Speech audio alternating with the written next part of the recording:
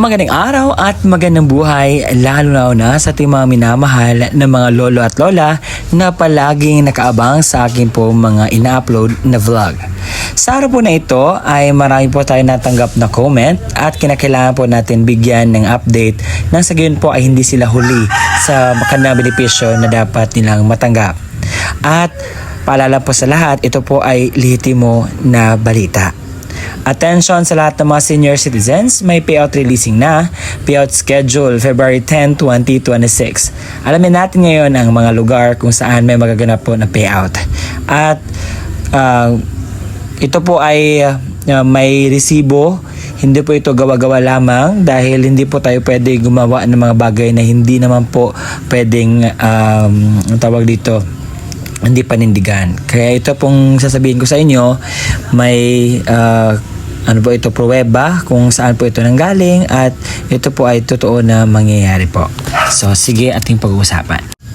Babasahin po natin ang post. Notice to all residents of Barangay Anticala, the Department of Social Welfare and Development or DSWD will be conducting the first quarter 2026 payout for the 293 pensioners of Barangay Anticala sa February 10, 2026 alas 9 ng umaga at pupunta po kayo sa covered court ng Purok 1, Lower Anticala, Butuan City. Ito po ang kumpletong listahan sa mga kukuha ng payout. Kayo na po ang bahalang mag-post at mag-zoom in ng mga pangalan niyo po na nakasaad po dito.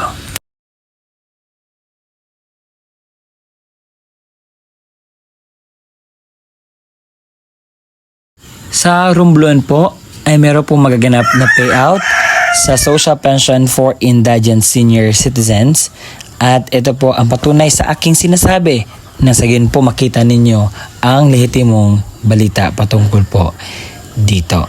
Sa bayan po ito ng San Fernando, ito po yung mga barangay. Sa February 10, 2026, ang barangay Taclobo, alas 8 hanggang 11 ng umaga sa Taclobo Covered Court. Sa barangay Panangkalan, alauna hanggang 2 ng hapon sa Panangkalan Covered Court, magaganap ang inyong pong payout. Ang kasunod po na lugar na may payout sa February 10, 2026 ay ang barangay Siluk, alas 9 hanggang 10 ng umaga, barangay San Luis, alas 10:30 hanggang 2 ng hapon, at barangay Kalingking, alas 3 hanggang 5 ng hapon. At ito po ang mga pangalan na kasali po sa mag-payout.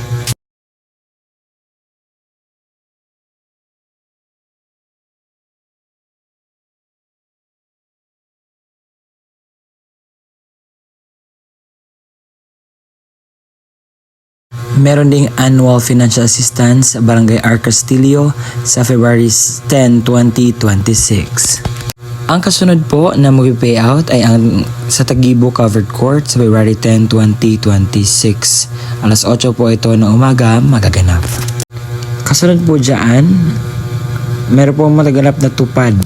Iba po ito, tupad payout sa February 10 sa Social Hall, second floor, Municipal Building, Manito, Albay, alas 9 hanggang 10 ng umaga sa Kabakungan, Kawayan, Malubango, sa alas 10 hanggang 11 ng umaga sa Kabit, Balubagon, Nagutgot, alas 11 hanggang 12 ng tanghali, Balabas, Bamban, Buyo, sa alas 12 hanggang 1 ng hapon. Ang lunch break po yan sa Barangay Tanipan, alauna hanggang 2 ng hapon.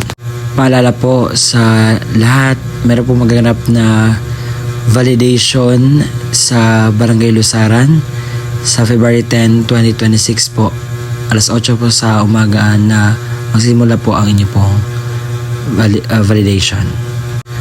Sa lahat po ng pensioners sa Barangay Gimbala, meron po maganap na validation po sa inyong covered court sa February 10, 2026.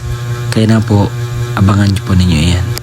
Sa ngayon po, ito lang po ang mga lugar na magpi-payout sa social pension for indigent senior citizens. Hindi po ito gawa-gawa ha, kung hindi, totoo po ito na matatanggap nyo. May listahan po sa mga pangalan na kukuha ng pension. At sa mga natatanong, sir, bakit wala po ang aming lugar dyan na yung dapat naming malaman at gawin po. Ang dapat nyo gawin ay pumunta po kayo sa pinakamalapit na barangay sa inyo at tanungin po ang update sa inyong social pension for indigent senior citizens. Nang sa gayon po ay makuha ninyo po ang ano man yung dapat ninyong malaman na mga update patungkol po sa inyong benepisyo. Tanungin nyo po ang update sa inyong date kung kailan po magaganapan yung social pension, noong oras at saan po kayo pupunta. At sa pag-payout po, may kinakailangan po tayong requirements na comply at ito po yung lahat.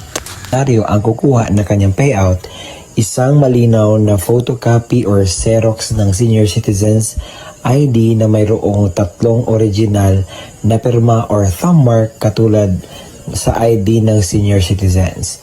Paalala, panatiling presentable ang mga dokumento, ilagay sa plastic envelope nang iwasang magusot. Huwag bilutin ang mga papel at siguraduhin pareho ang pirma o thumb mark base sa senior citizens.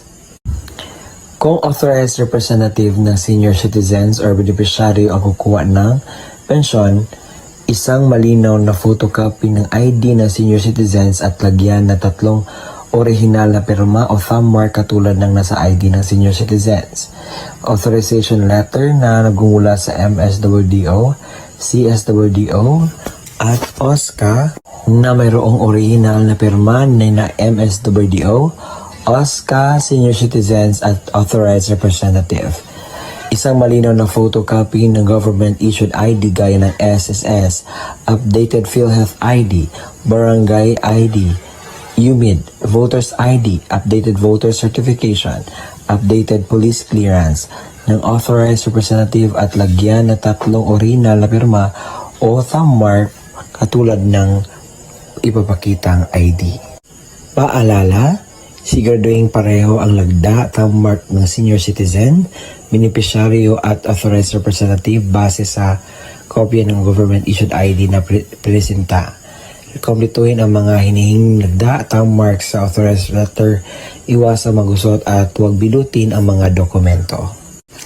Kung namatay na ang beneficiaryo, isang malinaw na Xerox ng ID ng pensioners, warranty letter na nagmula sa MSWDO, CSWDO o OSCA na may pirma ng MSWDO, Xerox ng death certificate ng beneficiaryo na mayroong serial number, isang malinaw na photocopy ng government-issued ID gaya ng SSS, updated PhilHealth ID, updated Barangay ID, UMID Voters ID, updated voter certification, at updated police clearance ng authorized representative at lagyan na 3 original na pirma o thumb mark katulad ng pinapakitang ID.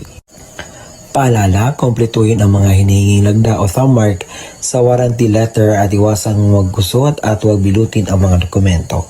Kung wala ang death certificate, kinakailangan ng certificate mula sa MSWDO, CSWDO na nakasaad ng pagpatunay na ang beneficiaryo ay patay na at kasalukuyan inasikaso ang death certificate.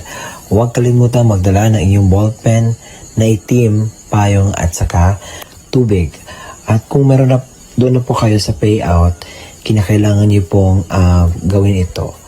Kinakailangan kumain muna kayo before pupunta sa payout. Magdala ng sariling ballpen, inumin at gamot kung kinakailangan.